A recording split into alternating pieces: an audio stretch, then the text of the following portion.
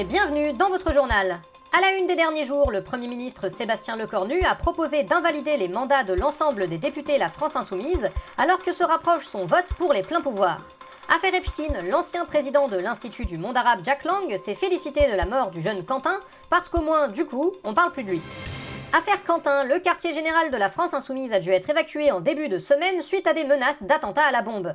Jean-Luc Mélenchon, est-ce que ces menaces de mort, attaques sur vos permanences et agressions verbales et physiques ne seraient pas dues au fait que vous n'avez pas suffisamment condamné les violences ? Quoi ? Oui, je veux dire, si on y réfléchit bien et de manière parfaitement objective et rationnelle, et qu'on omet que 90% des meurtres à caractère idéologique sont dus à l'extrême droite en France, eh ben c'est un peu de votre faute au fond quand même, non ? Non mais attendez, Et puis d'abord, comment vous étiez habillé quand votre quartier général a dû être évacué ? En rouge ? C'était pas un peu fait exprès pour attirer les terroristes ? De quoi ? Tout ça c'est de votre faute en fait. Vous devriez avoir honte et vous excuser. Mais bordel ! La présidente de l'Assemblée nationale, Yaël Braun-Pivet, a fait en sorte que soit observée une minute de silence à l'Assemblée en hommage au jeune néofasciste qui a été tué dans les rues de Lyon. Yaël Braun-Pivet, vous assumez ? Bien sûr, ça n'a absolument rien à voir avec sa religion, sa couleur de peau ou ses opinions politiques. Simplement, nous rendons hommage à une personne qui a été tuée pour ses idées, afin que la République se souvienne qu'elle ne tue jamais pour des motifs idéologiques. D'accord, donc vous allez aussi faire une minute de silence en hommage à Ismaël Ali, le jeune qui a été tué il y a un mois en raison de sa couleur de peau. Non. Ou pour Aboubacar Cissé, qui a été poignardé l'année dernière par un islamophobe. Non. Donc en fait, vous ne faites une minute de silence que pour les fascistes. Ouais.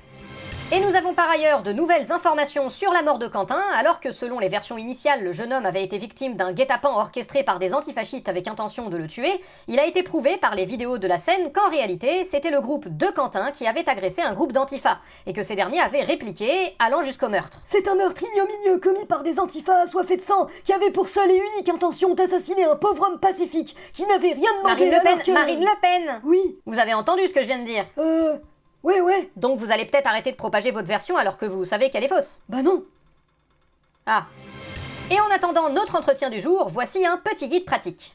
Vous avez des idées politiques légitimes et vous vous sentez menacé ? Ah oui alors, j'ai peur que les antifas viennent me tuer dans mon lit tels les vampires assoiffés de sang qu'ils sont. Eh bien, ça tombe bien, nous avons la solution. Vraiment ? Incroyable ! Eh oui, c'est le kit de l'anti-antifasciste. Le kit de l'anti-antifasciste contient un tonfa pour attaquer vos ennemis au corps à corps, un pistolet semi-automatique pour tuer les méchantes personnes munies d'armes de méchants, et bien évidemment, l'indispensable, un diplôme de la police nationale, car on ne fait rien hors du cadre de la loi. Avec ça, vous êtes armés pour lutter contre les antifas. Alors ça, c'est génial! Je vais l'essayer tout de suite!